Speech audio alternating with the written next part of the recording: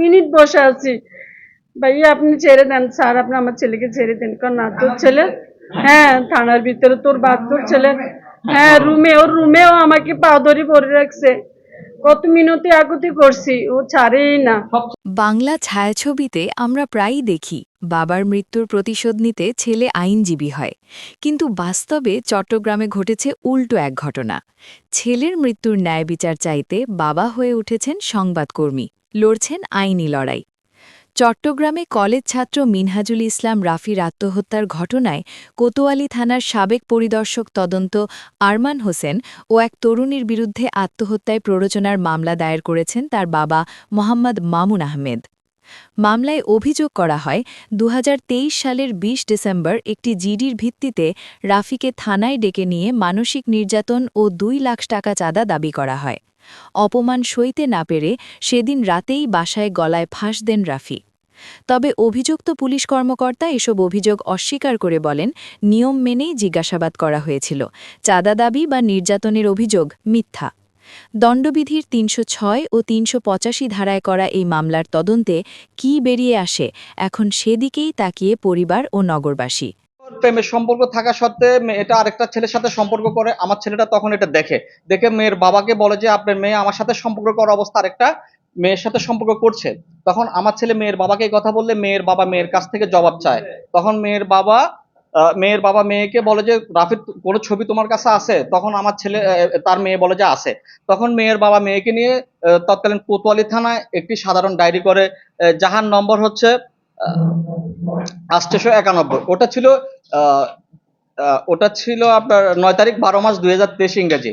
তার সূত্র ধরে তার সুবাদে তৎকালীন ওসি তদন্ত আরমান, যিনি ছিলেন দায়িত্বে কোতোয়ালি থানার তদন্ত আরমান, তিনি ২০ তারিখ ১২ মাস ২০২৩ ইংরেজি বিকাল ৪টায় আমার ছেলে মিনহাজুল ইসলাম রাফিকে ফোন করে বাসা থেকে ডেকে নিয়ে যায় কোতোয়ালি থানায়, স্বয়ং তার পক্ষে। ওখানে ডেকে নিয়ে আমার ছেলে মোবাইলটা প্রথম হাত থেকে নিয়ে নেয়। তারপরে মোবাইল ঘাটাঘাটি করে মোবাইলে কোনো রকম কোনো ছবি বা কোনো কিছু পায় না।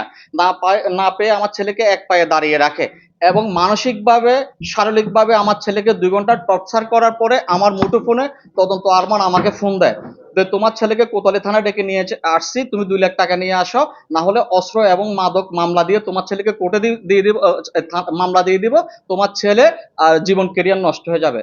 আমি তখন অসহায়ত্ব হয়ে পড়ি। তখন আমার স্ত্রীকে নিয়ে আমি কোতোয়ালি থানায় একটি সিএনজি নিয়ে ছুটে যাই। গিয়ে দেখি যে আমার ছেলে তখন প্রায় ৪টা ৬:৩০ বাজে।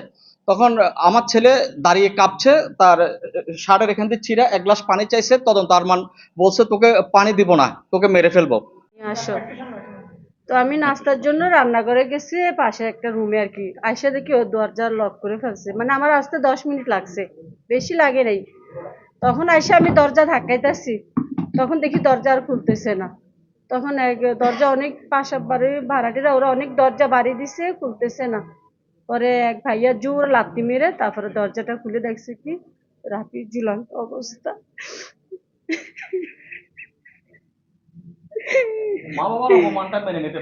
আমি অসিতাকে বলছি আমার একটা আদরের সন্তান আছে রাফি, ওকে আপনি মাফ করে দেন। না, ওকে কোনো মাফ করা যাবে না, ও কোনো মাফ করার যোগ্য না, ওকে মরতে হবে। আমি কই স্যার আপনার দুটা পায়ে পড়ি, রাফিকে আমি ছোটকালে অনেক কষ্ট করছি, ওরে পালছি, ও এরকম হাসপাতাল আমি ওকে নিয়েছিলাম, ওর নিউমোনিয়া ছিল, অপারেশন করার ছেলে গলায়, তো না ওর বাঁচার কোনো অধিকার নাই। তারপরে মেয়েটার কথা বলছি, আমি মেয়েটা যদি না আসতো তাহলে আমার ছেলেটা চাইতো? মেয়েটা তো নিজে ইচ্ছা করি আমার ছেলেটাকে ধ্বংসের পথে ফেলেছে। শুধু অনেকবার বুঝেছি যে তুমি আমার ছেলের সাথে সম্পর্ক রাখিও না, কিছুতেই শুনলো না।